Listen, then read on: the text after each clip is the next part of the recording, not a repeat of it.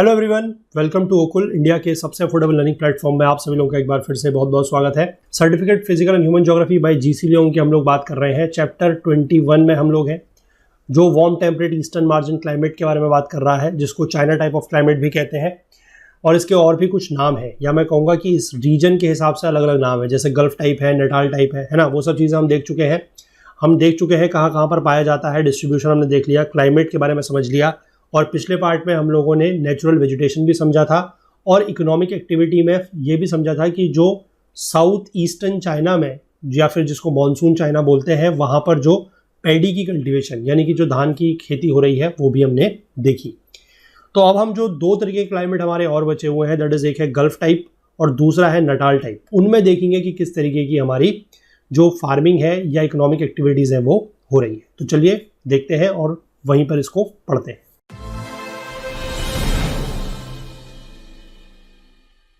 देखिए, agriculture in the Gulf states मतलब वही जो गल्फ टाइप ऑफ क्लाइमेट है वहाँ पर। Agriculture in the Gulf States of America differ from that of the monsoon China, though they have a similar climate, है ना। दोनों का क्लाइमेट लगभग सिमिलर है, सेम नहीं है, ठीक है। सेम होना मतलब एक जैसा है, मतलब एक ही है, और सिमिलर मतलब एक जैसा है कि थोड़ा बहुत उनमें आपस में समानताएं हैं। बोला ये जा रहा है कि दोनों जगह का जो क्लाइमेट है वो लगभग एक जैसा है, समान है, लेकिन फिर भी एग्रीकल्चर जो है वो दोनों जगह का अलग है। पहली बात तो यह है कि हमने देखा था कि चाइना में क्या है, पॉपुलेशन का जो प्रेशर है वो बहुत ज़्यादा है ना। यहाँ पर क्या है कि पॉपुलेशन का प्रेशर उतना ज़्यादा नहीं है। There is lack of population pressure and the urge to export make rice cultivation a relatively unimportant occupation. मतलब एक तो पॉपुलेशन प्रेशर नहीं है, और दूसरा चीज़ों को ज़्यादा से ज़्यादा एक्सपोर्ट करने की एक जो इच्छा है, जो चाह है, वो भी नहीं है। तो इस वजह से क्या है कि राइस कल्टीवेशन यहाँ पर रिलेटिवली अनइम्पॉर्टेंट हो जाएगा, कि मतलब यहाँ पर अब धान की फसल जो है हम नहीं उगाएंगे। ये बात पहली चीज़ क्लियर हो गई। इसलिए लिखा गया है कि ये बहुत ही फ्यू एरियाज़ में, जो south coast land of Mississippi delta है, वहाँ पर सिर्फ क्या होता है, राइस की कल्टिवेशन होती है। अमेरिकन्स जो है they are bread eaters. Bread eaters मतलब वो ब्रेड खाना ज़्यादा पसंद करते हैं, राइस वगैरह ज़्यादा वो नहीं करते हैं। तो one can well imagine how insignificant is rice in the economy of gulf states. तो इसीलिए हम ये समझ सकते हैं कि गल्फ स्टेट जो है वहाँ पर राइस का, उनकी इकोनॉमी में राइस का कोई बहुत ज़्यादा इंपॉर्टेंस नहीं है। मोस्ट इंपॉर्टेंट क्रॉप्स जो वहाँ पर देखने को मिलेंगी वो है कॉर्न यानी कि मक्का, कॉटन यानी कि कपास, और टोबैको यानी कि तंबाकू। तो इन्हीं के बारे में एक करके अब हम लोग देखते हैं। सबसे पहले अगर कॉर्न की बात कर लें तो the chief food crop raised is in fact corn और मेज, यानी कि सबसे ज़्यादा जो यहाँ पर फसल उगाई जा रही है वो है मेज की। मेज मतलब मक्का, या जिसको भुट्टा बोलते हैं वो। Humid air, the Sunny summer and heavy showers suit the crop well, यानी कि इस फसल को उगाने के लिए, या इस फसल को, मक्के की फसल को उगने के लिए क्या चाहिए, एक तो हवा में थोड़ा सा ह्यूमिड होना चाहिए, नमी होनी चाहिए, समर में गर्मी होनी चाहिए, बहुत ज़्यादा धूप पड़नी चाहिए, सनी होना चाहिए, और हैवी शावर्स यानी कि बारिश काफ़ी ज़्यादा होनी चाहिए। It is grown right from the Gulf Coast to the Midwest south of the Great Lakes. Australia में, अमेरिका में, यूएसए में जो ग्रेट लेक्स हैं उसके कोस्ट तक पाया जाता है, और गल्फ कोस्ट से ही ये स्टार्टिंग हो जाती है। विद द ग्रेटेस्ट कंसंट्रेशन, यानी कि सबसे ज़्यादा जहाँ पर उगेगा वो है corn belt, Nebraska, Iowa, Indiana and Ohio. यहाँ पर जो कॉर्न बेल्ट है वहाँ पर इसकी सबसे ज़्यादा कंसंट्रेशन देखने को मिलती है। इस रीजन में accounts for more than half of the world production of corn, but only 3% of the world's export. यानी कि यहाँ पर जो प्रोडक्शन हो रहा है, अगर हम पूरे के पूरे वर्ल्ड के प्रोडक्शन देख लें कॉर्न का, तो उसमें उससे कंपैरिजन में आधा, यानी कि 50% तो इसी रीजन में हो रहा है, लेकिन एक्सपोर्ट बहुत कम है। एक्सपोर्ट सिर्फ 3% ही हो रहा है। तो आप समझ सकते हैं ऐसा क्यों है, क्योंकि कॉर्न का यूज़, कंजम्पशन जो है वो वहाँ पर लोकल कंजम्पशन काफ़ी ज़्यादा है। ये चीज़ यहाँ पर लिखी गई है कि this is because most of the corn is used for fattening animals. वो एनिमल्स को खिलाने के काम आता है। एनिमल्स उनको खाते हैं, मोस्टली कैटल हो गए, पिग्स हो गए, ये उनको खाते हैं। और इसमें एक चीज़ और भी बड़े मज़े की है कि many farmers do not harvest the corn, मतलब मक्के की फसल को उन्होंने उगाया, वो उस फसल को काटते नहीं है। वो क्या करते हैं, फसल उग रही है तो वहीं पर वो अपने खेतों में कैटल्स और पिग्स को जो है छोड़ देते हैं, ताकि वही उसको क्या करे, जो फसल खड़ी है उसको वो खा ले। तो इससे दो फायदे होंगे, एक तो जो कैटल या पिग वगैरह है उनको खाना मिल गया, और दूसरी चीज़ ये है कि वो किसान को या फार्मर को जो हार्वेस्टिंग वगैरह का काम है, जो उसमें लेबर लगेगी, पैसा लगेगा, वो उसका बच गया। अब ये जो फैटेंड एनिमल्स हैं they are then sold to the meat plants. इनको शिकागो और सिंसिनाटी में जो मीट प्लांट्स हैं वहां पर इनको बेचा जाता है, ताकि वहां पर इनका स्लॉटर होगा and they are processed into corned beef और फ्रोजन और चिल्ड बीफ, है ना। इस तरीके का इनका जो बीफ वगैरह है फिर वहां पर वो बनेगा। Very little corn is consumed as a staple food in America, though the cereal originated in America is the food crop of the native Indian people. यानी कि यहाँ पर जो ह्यूमन कंजम्पशन है वो कम है ना। एक्सपोर्ट कम इसलिए हो रहा है क्योंकि ये एनिमल्स वगैरह को ज़्यादा खिला रहे हैं, क्योंकि इनको पता है कि अगर हम कॉर्न को एक्सपोर्ट करेंगे तो हो सकता है कि हमें उतना ज़्यादा इकोनॉमिक बेनिफिट्स ना मिले। लेकिन वही कॉर्न अगर हमारे एनिमल खाएंगे, कैटल्स खाएंगे, पिग्स खाएंगे, और उनका उसके बाद अगर हम बीफ को प्रोसेस करके अगर वो हम बेचेंगे तो वो हमारा जो है फिर एक्सपोर्ट बहुत ज़्यादा उससे बढ़ जाएगा और उससे हमारा इकोनॉमिक बेनिफिट जो है वो बहुत ज़्यादा रहेंगे, है ना। और यही चीज़ यहाँ पर लिखी गई है कि स्टेपल फूड ये नहीं है, तो इसको बहुत ज़्यादा वहाँ पर कंज्यूम ह्यूमंस द्वारा नहीं किया जाता। Apart from its ease of cultivation in respect of soil, climatic and labour requirements, corn's most outstanding feature is its prolific yield. इसकी जो यील्ड है वो बहुत ज़्यादा है, मतलब यहाँ पर इसको उगाना तो आसान है ही, क्योंकि मिट्टी भी अच्छी है, क्लाइमेटिक और लेबर रिक्वायरमेंट भी है, क्लाइमेटिक कंडीशंस भी अच्छी हैं, लेबर भी आसानी से मिल जा रही है, लेकिन इसकी जो यील्ड है वो बहुत बढ़िया होती है। तो ये भी इसका एक मोस्ट आउटस्टैंडिंग फीचर देखने को मिलता है।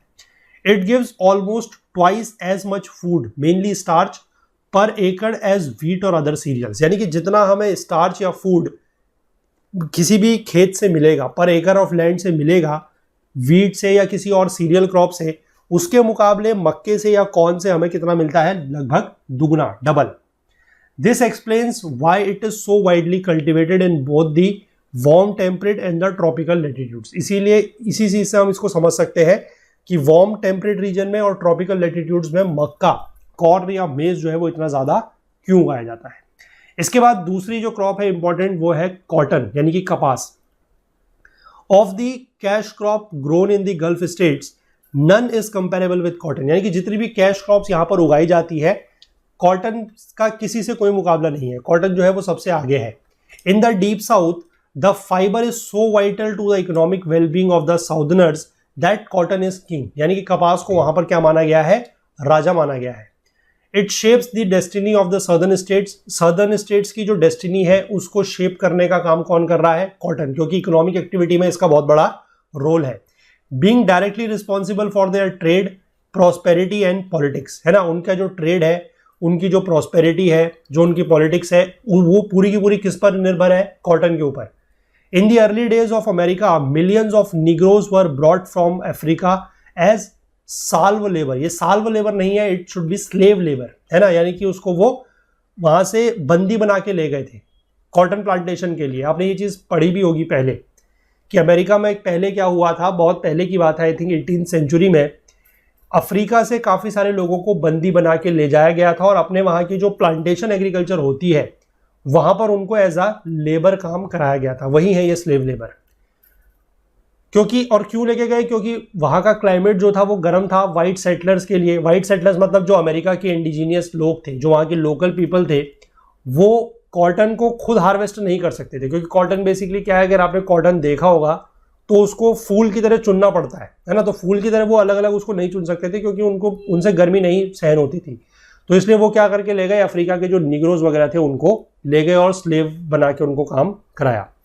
हालांकि स्लेवरी जो है वो 19th सेंचुरी में अबॉलिश हो गई, लेकिन जो निग्रोज हैं वो आज भी काफ़ी पुअर हैं, गरीब हैं और अंडर प्रिविलेज्ड है। उनको मतलब उनके जो हक वगैरह है वो नहीं मिल रहे। This is the cause of the present problems between the blacks and the whites in the America. आपने अमेरिका में भी देखा होगा कि दो प्रकार की प्रजातियां हैं, है ना, रेसेस हैं। एक आपको दिखेंगे व्हाइट्स और एक है ब्लैक्स। तो ब्लैक्स जो है वो जनरली यही वाले हैं जो उस समय वहाँ ले जाए गए थे और उसके बाद फिर उन्हीं की जनरेशन आगे बढ़ रही हैं, तो they are the black Americans. जो गल्फ टाइप ऑफ क्लाइमेट है is undoubtedly the best for cotton growing. Cotton को उगाने के लिए, कपास को उगाने के लिए जो गल्फ टाइप का क्लाइमेट है वो सबसे बढ़िया है। वहां पर लॉन्ग हॉट ग्रोइंग सीजन है with 200 days Frost free. Cotton को उगाने के लिए सबसे बड़ी जो कंडीशन है वो यही है कि कम से कम 200 दिन फ्रॉस्ट नहीं पड़नी चाहिए, फ्रॉस्ट फ्री होना चाहिए। And a moderately high temperature of about 75 degree Fahrenheit. Permits the crop to grow slowly and mature within 6 months। यानी कि वहां पर एक तो क्या है कि जो ग्रोइंग सीजन है वो काफी गर्म है, लंबा है, ठीक है, लंबा होता है क्योंकि 6 महीने के आसपास इसको चाहिए। और दूसरी चीज ये है कि 200 दिन फ्रॉस्ट फ्री होते हैं, तो क्रॉप जो है वो आराम से उग सकती है धीमे धीमे, और 6 महीने में वो मैच्योर हो जाती है। Like most fibres, cotton like ample rain and an annual precipitation of around 40 inches is essential, है ना। और फाइबर्स की तरह जैसे जूट वगैरह है या और कोई भी फाइबर है, तो उसी की तरह कॉटन को भी जो है काफी ज्यादा बारिश की जरूरत पड़ती है, और 40 इंच की एनुअल रेनफॉल तो इसको चाहिए।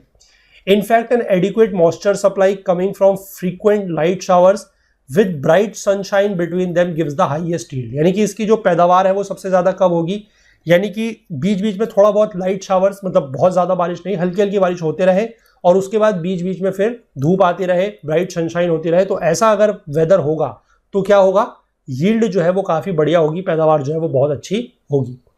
Fine quality cotton also comes from irrigated fields in the drier west provided sufficient water is supplied during the growing season. यानी कि सिर्फ और सिर्फ ये ईस्टर्न पार्ट जो है वहां पर कॉटन नहीं हो रही है, जो इसकी वेस्ट साइड है वहां पर भी देखने को मिलेगी, लेकिन शर्त है कि जिस समय इसको उगाया जा रहा है, जो ग्रोइंग सीजन है, उस समय सफिशिएंट वाटर उसमें अवेलेबल हो, तब जाके वो चीज हो सकती है।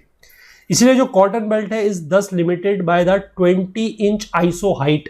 आइसो हाइट क्या होता है मैंने आपको बताया है। आइसो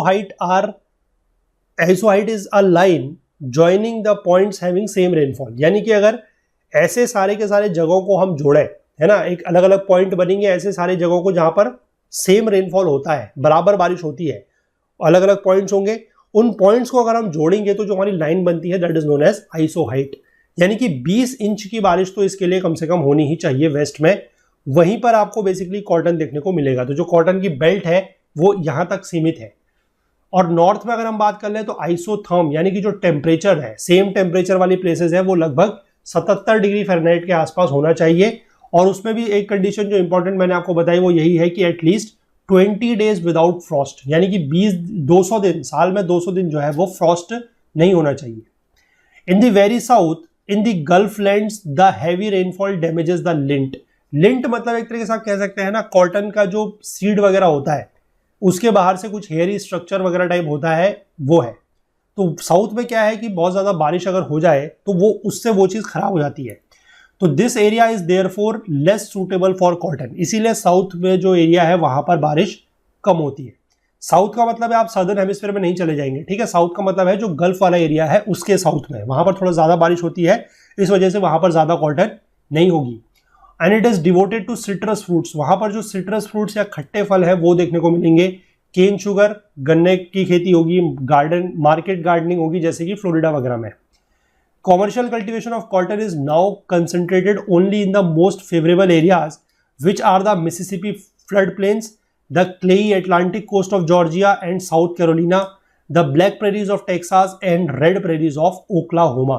सिर्फ इन्हीं एरियाज में जो है अब कॉटन की आपको कल्टीवेशन देखने को मिलेगी। अगर आप इसको मैप में भी देखेंगे तो ये चीज़ आपको अगले मैप में दिख जाएगी। पेज नंबर 146 में ये मैप दिखाया गया है, ये आपको दिख रहा है, ठीक है। ये बहुत ज़्यादा जूम किया हुआ है, ये आपको नीचे गल्फ ऑफ मैक्सिको समझ में आ रहा है ना। इसके बाद ये सारे के सारे जो रीजन्स हैं यहाँ पर आपको देखने को मिल जाएगा, है ना। इसमें बिल्कुल साउथ की तरफ पे आपको देखने को ये चीज़ नहीं मिल रही है, जैसे ब्लैक प्रेरीज है, रेड प्रेरीज ऑफ ओक्लाहोमा, है ना, मिसिसिपी का जो फ्लड प्लेन है वहाँ पर, एटलांटिक कोस्ट प्लेन जो है वहाँ पर, यहीं पर सिर्फ और सिर्फ आपको क्या देखने को मिल रही है, कॉटन ज़्यादा उगेगी, है ना। इसके ऊपर देखिए आपको ये पूरा का पूरा कॉटन बेल्ट है, मतलब इतने एरिया में कॉटन हो रही है। ये ऊपर कॉर्न बेल्ट है, इधर वीट बेल्ट है ना। तो ऐसे अलग अलग सारी की सारी बेल्ट है। ये वीट बेल्ट आपको याद होगा, हमने पिछले चैप्टर में जब हम बात कर रहे थे प्रेरीज की, वहां पर हमने देखा था कि ये ग्रेनरीज ऑफ द वर्ल्ड है। यहाँ पर बेसिकली आपका बहुत ज़्यादा क्या होता है, वीट वगैरह उगता है इस रीजन में, है ना। ये आपका बेसिकली वो वाला रीजन हो गया। तो आई होप यहाँ तक आप समझे। अब आगे देखिए, generally speaking the best cotton comes from the maritime districts where the sea breezes and the warming effect of the ocean are most strongly felt. यानी कि जो बेस्ट कॉटन है, जो सबसे अच्छी प्रकार की कपास या कॉटन देखने को मिलती है, वो मैरीटाइम डिस्ट्रिक्ट से, यानी कि ऐसे राज्यों से आती है जो कि बॉर्डर पे है, मतलब वाटर के कोस्टल एरियाज के पास है, जहां पर सी ब्रीज भी चल रही है, ओशन का थोड़ा सा वार्मिंग इफेक्ट भी है, वो सबसे ज्यादा रहता है। The sea island cotton grown in the islands of the coast of Georgia and South Carolina is long stapled. इसका जो फाइबर होता है वो भी दो प्रकार का है। एक तो लॉन्ग स्टेपल होता है, मतलब जो फाइबर है वो लगभग 1.5 से लेकर 2.3 इंच तक लेंथ में होता है, and it is the best in the world. और इनलैंड की अगर हम बात करें, यानी कि अगर हम लैंड की तरफ को चले तो वहां पर जो स्टेपल है वो थोड़ा सा छोटा हो जाएगा, उसकी लेंथ होती है लगभग 1 इंच के आसपास की। This is the typical of the bulk of the American cotton. तो ज्यादातर जो अमेरिका का कॉटन है वो कैसा है, ये वाला लॉन्ग शॉर्ट स्टेपल वाला है ना, क्योंकि वो अंदर के रीजन में पाया जा रहा है। Besides the problem of soil exhaustion and erosion caused by prolonged cotton cultivation, the most dreaded enemy of the cotton belt is the boll weevil। यानी कि एक तो ये प्रॉब्लम है कि बहुत ज़्यादा लंबे समय तक अगर कॉटन की ही खेती की जाएगी तो सॉइल एग्जॉस्ट हो जाएगी, मतलब उसके न्यूट्रिएंट्स खत्म हो जाएंगे, इरोजन वगैरह भी हो सकता है ना। तो एक तो ये प्रॉब्लम है ही है, साथ ही साथ इस कॉटन बेल्ट की जो एक सबसे बड़ी प्रॉब्लम है या जो इसका सबसे बड़ा दुश्मन है वो है ये बॉल वीवल। ये बॉल वीवल एक तरीके का पेस्ट होता है, ठीक है। ये आपको अगर याद है, आप लोगों ने एनवायरनमेंट में पढ़ा होगा कि एक बीटी कॉटन बनाया गया है, दैट इज एक जेनेटिकली मॉडिफाइड एक जीन बनाया गया है कॉटन का, that is known as BT cotton. और वो एक इस तरीके के ही पेस्ट को, जिसको हम पिंक बॉलवॉर्म के नाम से जानते हैं, उसको भगाने के लिए या उससे उसको रेजिस्टेंट बनाने के लिए वो सारा का सारा जो जेनेटिकली मॉडिफिकेशन है वो किया गया है। तो ये वही बॉल वीवल है। अब ये जो पेस्ट है ये इतनी जल्दी मल्टीप्लाई होता है that a pair of boll weevils if left unchecked will breed over 10 million grubs within a single season. यानी कि इसकी जो ग्रोथ रेट है वो भी बहुत तेज है ना, वो एक ही सीजन में 10 मिलियन तक भी पहुंच सकता है। The paste is responsible for the westward migration of the cotton belt. और इसकी वजह से क्या हुआ है कि ये जो कॉटन बेल्ट है ये थोड़ा सा वेस्ट की तरफ को शिफ्ट हुई है। ये पहली बार देखने को मिला था 1892 में ईस्टर्न यूएसए में, जब इसने सी आइलैंड कॉटन पर अटैक किया था। सी आइलैंड कॉटन मतलब वही जो कोस्ट के पास हो रही है वो वाली।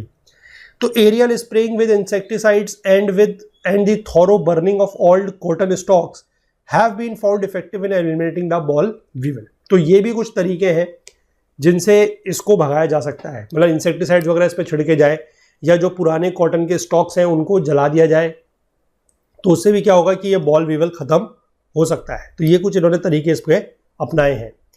अब इसके बाद जो अगली क्रॉप आती है, another important crop of the gulf type of climate is tobacco, यानी कि तंबाकू। Another interesting crop closely associated with the gulf type of climate is tobacco which incidentally is also a native crop of America. तो ये भी America के ही native crop है। Native crop का मतलब होता है जो क्रॉप का इंट्रोडक्शन वहीं पर हुआ हो, जो पहले से वहीं पर उग रही हो, that is known as native. तो अमेरिका की नेटिव क्रॉप एक ये भी है, दैट इज टोबैको। एक तो हमने मेज देखा था, कॉर्न है ना, मक्का भी यहीं का है और टोबैको भी यहीं का है। Though it is cultivated in many parts of the world and the finish products range from Turkish tobacco to Havana cigars and Malaysian cheroots, there is none so universally known as the Virginia tobacco. यानी कि हालांकि जो ये tobacco वगैरह है ये सब जगह उगता है ना, बहुत सारे वर्ल्ड के मैनी पार्ट्स में इसको उगाया जाता है, लेकिन जो वर्जीनिया टोबैको है उसकी क्वालिटी बहुत बढ़िया है, इसीलिए उसको यूनिवर्सली वो जाना जाता है। It is the raw material from which most of the world's cigarettes are blended to suit the smokers taste, है ना। तो ये जो वर्जीनिया टोबैको है ये रॉ मटेरियल है, ये कच्चा माल है जिससे वर्ल्ड्स की जो ज्यादातर सिगरेट वगैरह है उनमें ये इसको भरा जाता है ना। सिगरेट के अंदर क्या होता है, तंबाकू होता है, तो वो यही तंबाकू है। मतलब लोकल वाली सिगरेट की बात नहीं कर रहा हूं मैं, जो हाई क्वालिटी की होंगी उनकी बात है। The humid atmosphere, the warmth and the well drained soils of the Gulf States enable tobacco to be successfully cultivated in many of the eastern states of USA, जैसे कि Virginia, Maryland, Georgia, North and South Carolina, Kentucky and Tennessee. यहाँ पर जो है ये tobacco बहुत ज़्यादा हो रहा है। क्यों? क्योंकि एक तो यहाँ का ह्यूमिड एटमोस्फेयर है, यानी कि एटमोस्फेयर में ह्यूमिडिटी बहुत ज़्यादा है।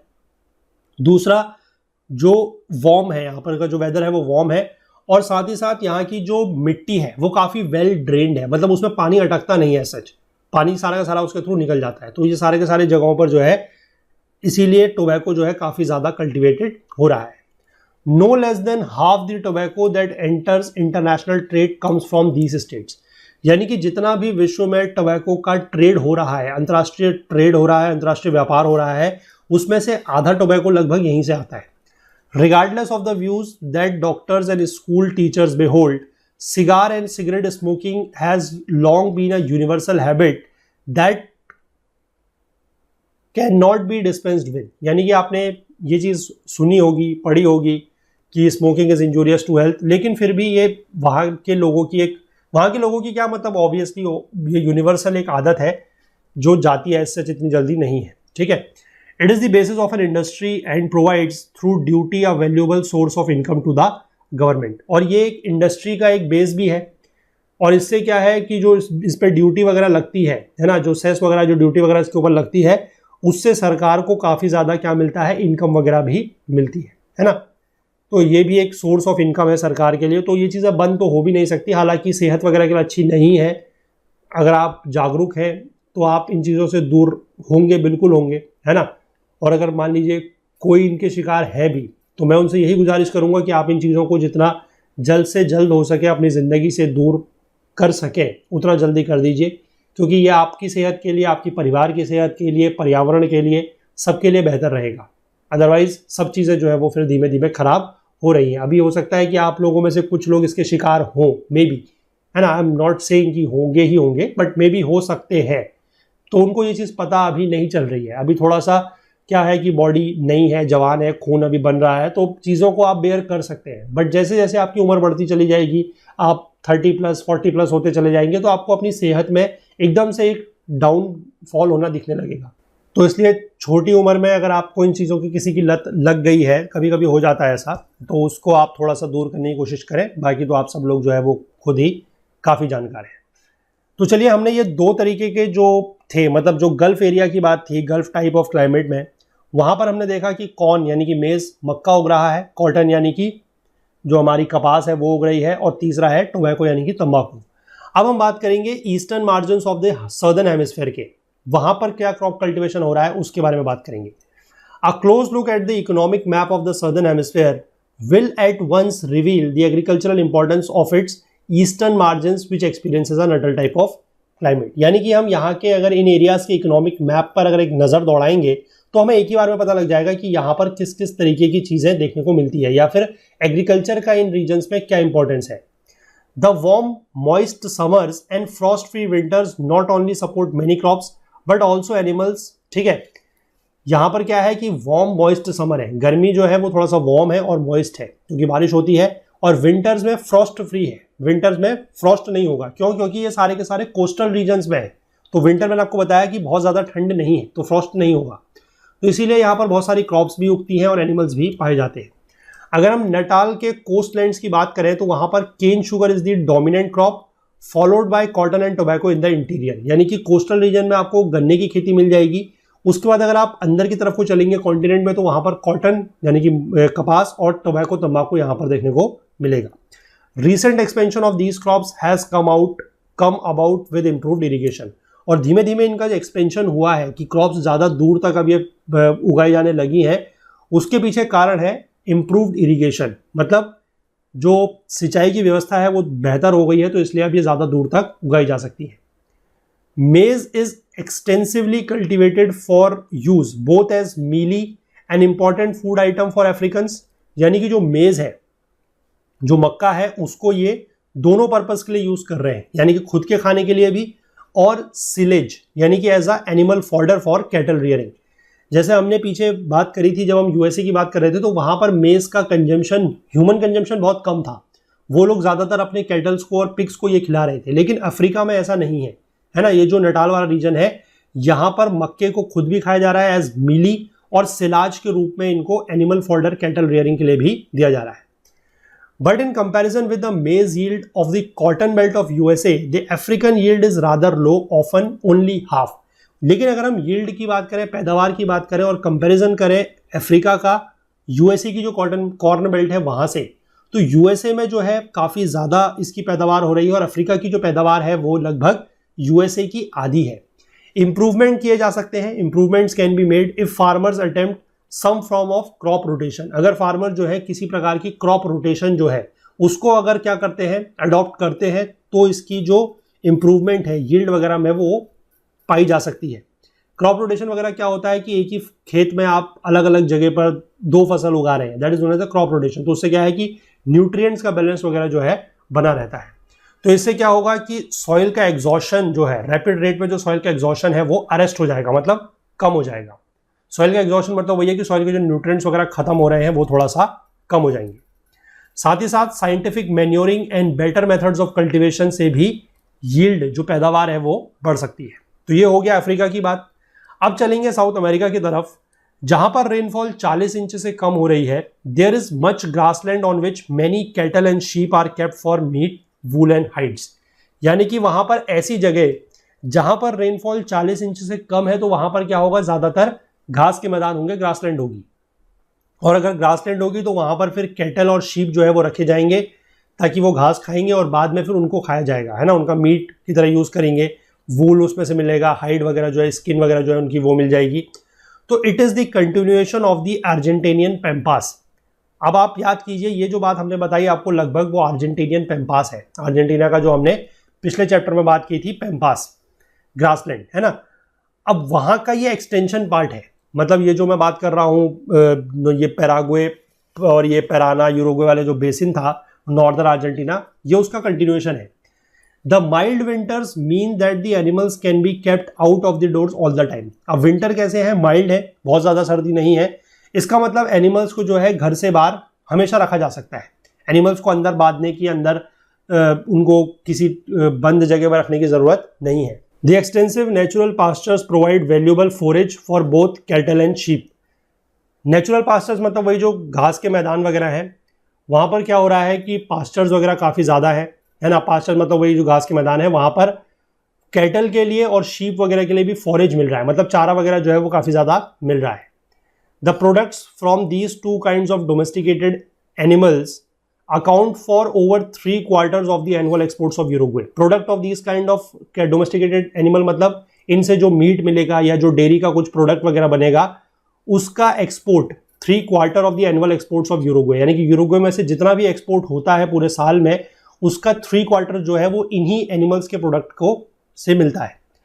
The remaining exports come mainly from wheat and flax, है ना। बाकी जो एक्सपोर्ट हो रहा है वो या तो व्हीट है या फिर फ्लेक्स है। फ्लेक्स बेसिकली एक प्रकार के सीड्स होते हैं। Further north in southern Brazil, अब ये अर्जेंटीना से ऊपर को आप चलेंगे तो जो सर्दर्न ब्राजील वाला एरिया है वहां पर रेनफॉल थोड़ा सा बढ़ जाएगी, 40 इंच से ज्यादा रेनफॉल हो जाएगी। और फॉरेस्ट जो है दे ग्रेजुअली रिप्लेसेस ग्रास, अब ग्रास को वो रिप्लेस करेंगे और वहां पर अब फॉरेस्ट देखने को मिलेगा। तो इंपॉर्टेंट ऑक्यूपेशन वहां पर क्या है कि यारबा मेट, हमने ये पीछे भी देखा था कि यारबा मेट वहां पर उगाया जाता है, जो है जिसके पत्ते से क्या बनाई जाती है, Paraguay tea. And the lumbering of araucaria and Parana pine, है ना, इनकी लुम्बरिंग की जाती है, मतलब वही कॉमर्शियल यूज के लिए इनका कटिंग वगैरह की जाती है, वो चीजें।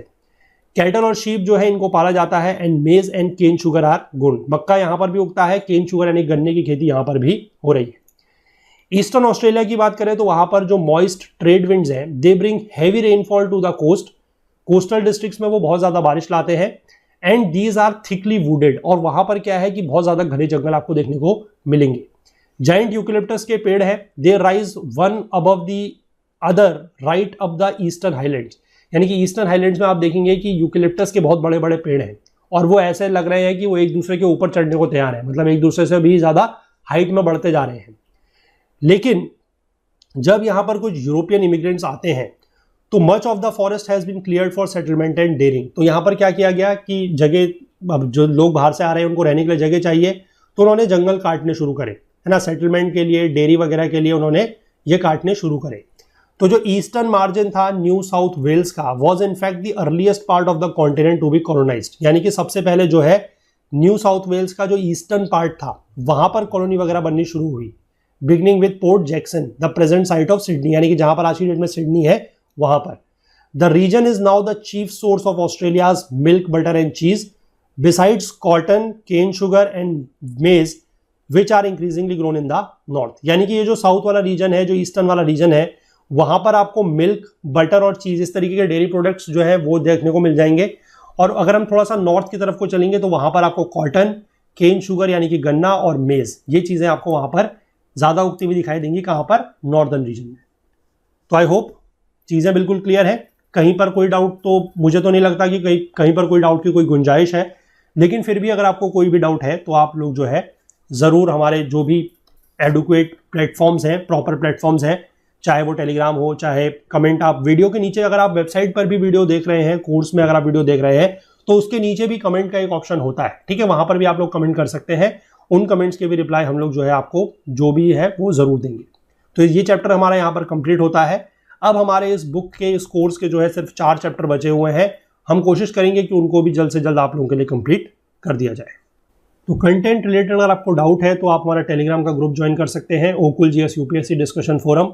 अगर आपने पहले से ज्वाइन किया हुआ है तो बहुत अच्छी बात है, नहीं किया है तो आप इसको टेलीग्राम में सर्च करके ज्वाइन कर सकते हैं और अपने कोई भी डाउट्स वगैरह है तो यहाँ पर आप हमसे पूछ सकते हैं। फुल कोर्स में आप लोगों ने तो एनरोल किया ही हुआ है, तभी आप लोग ये वीडियोस देख पा रहे हैं। अपने फ्रेंड्स वगैरह के साथ भी जो कोर्स के लिंक है जिसके थ्रू आप लोगों ने एनरोल किया है वो आप शेयर ज़रूर कीजिएगा, ताकि उन लोगों को भी इसका फ़ायदा मिल सके और फिर आप लोगों के बीच में एक हेल्दी कंपटीशन होगा तो वो जो है एक बेटर आप लोगों की प्रिपरेशन करा सकता है। टेक्निकल क्वेरी अगर आपको कोर्स को एक्सेस वगैरह करने में कुछ भी आ रही है, कोई भी चीज़ आपको नहीं समझ में आ रही है, तो आप हमसे हमारी ओकुल हेल्प डेस्क की ईमेल आईडी support@okul.co पर संपर्क कर सकते हैं, या फिर आप अपने फीडबैक से सजेशंस हमें हमारे social media platforms Facebook, Instagram, LinkedIn या ट्विटर के थ्रू भी हम तक पहुंचा सकते हैं। तो चलिए मिलेंगे अगले लेक्चर में, नए चैप्टर को स्टार्ट करेंगे। तब तक के लिए अपना बहुत बहुत ध्यान रखिएगा। Please do take care of yourself. Thank you, have a nice day, bye bye.